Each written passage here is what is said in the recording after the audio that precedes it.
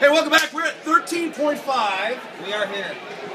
We have Who are you? We've roped in one of our friends, Miranda, and how do you go? What's your Twitter handle? CrossFit Miranda. CrossFit Miranda. There's none other than the CrossFit Miranda, who you may notice has enormous Fran-like arms. And oh, there it is. So what we've done is we just watched the kids go. What we want to do is just talk about some brief strategies. Clearly, this is just thrusters and pull-ups, but there are a couple things that I think bear noting. One, for me, is if you look at the tape of Camille, technically very, very efficient movement.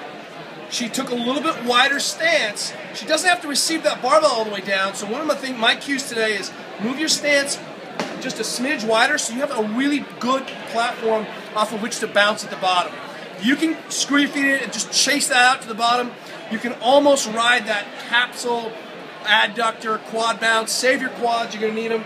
But just move a slight little bit wider than you think because you don't need to receive this all the way down. A little bit like the wall stance, like the wall ball concept. That's going to be the big piece. What you saw is that as kind of efficiency gave away with Sam a little bit, she started going knees forward, making little circles, and suddenly, you can't take your eyes off my forearms. You are I know. So here's the deal, is that, you know, those are the big pieces I'm seeing. I like the grip out there. Yeah. I think that grip is worth a few rounds. One of the things that I noticed is that Rich did not have to do a lot of regripping.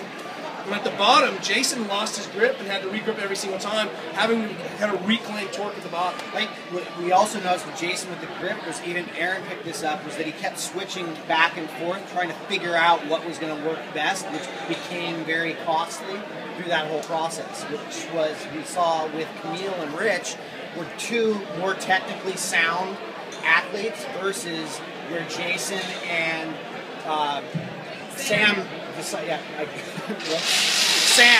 started falling apart technically, where we were seeing more inefficient movement. Especially on the pull-ups, right? Yes. Yeah, I would say Fran is a grippy workout anyway, and the better you get that bar on your shoulders during the thrusters too. Like if you got to get your elbows high. You got to keep it in your fingertips because you'll see people holding it way out front, and then it's just going to smoke your grip even more with pull-ups. What do you think for, I mean, honestly, I think I would go like 4 minutes, maybe 8 minutes. So I actually thought there was something like this that was going to happen, except I thought it was going to be more like a 21-15-9, 21-15-9, 21, just evolving. We went over this with Rich beforehand, where we knew what his Fran time was, which is around 2:17, and we said it needs to be more like 3 to 3:30 pace.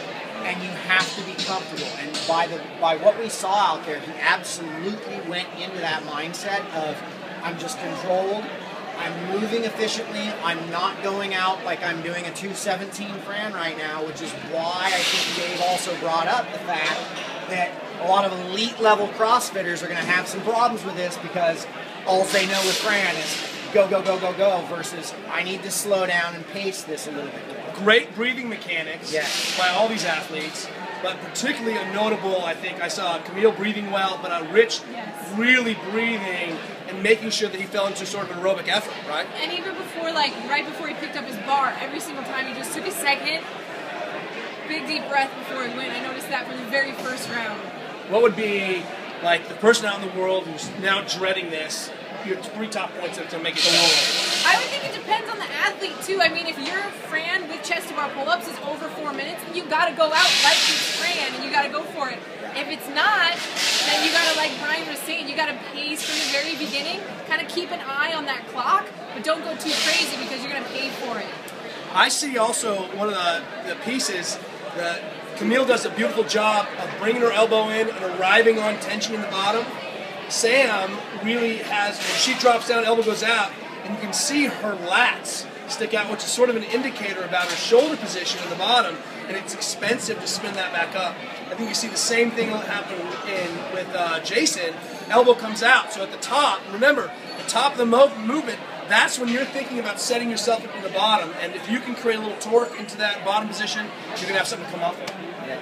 I definitely agree. I think the warm up for this thing is all dependent upon how much you really think you're going to get. If you're going to get past that 4 minutes, you're going to need to spend more aerobic time warming up. If you're not, you should spend more time at doing some aerobic work, then getting some really high intensity effort stuff in there, versus the guys and gals who are going to be lasting that 8 or even trying to get to that 12 minutes.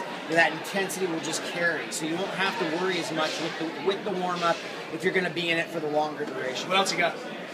Have fun. Oh yeah, Fun? Ridiculous. Erica Faro is laughing at the notion of fun. She's the queen of pain. I thought Camille had said it best. Like, it's going to be ugly. You gotta, going into it, you gotta know that. I mean, you need to have all your friends around so that when you go into the light, they can pull you back, right? Pull you back.